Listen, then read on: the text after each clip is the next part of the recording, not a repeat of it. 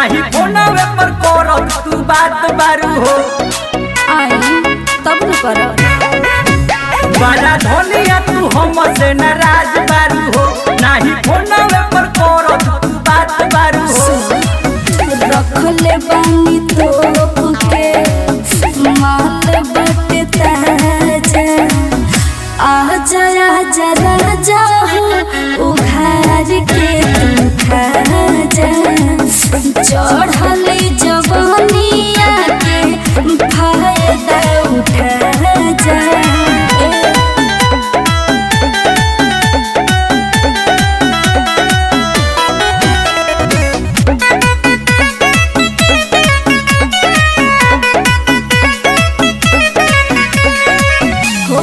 हे हर छोड़ी के में हर बन गईला परदेसी हो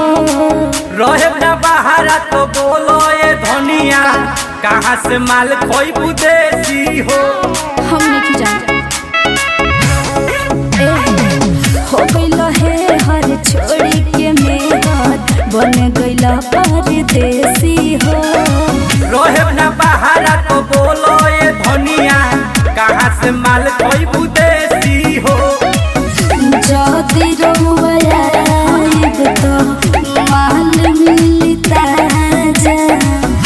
आजा आजा राजा हो उघार के तू खा जा चढ़ली जवानिया के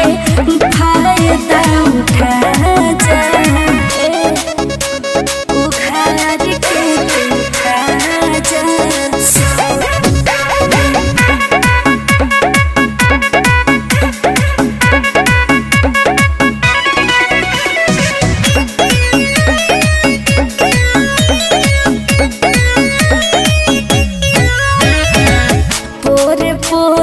दहिया पिराता सुनए पिया पूना हो चलो महेश से सुई लगवा दी बेटा होई दुगुना हो ना जी घोप दिए तो आराम से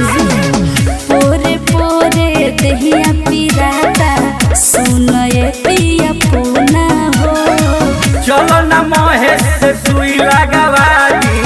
बेटा होई दुगुना हो सुत सैया हमारा लगे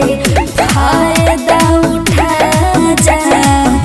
आजा आजा राजा हो उघार के तू खा जा चढ़ले जवानिया के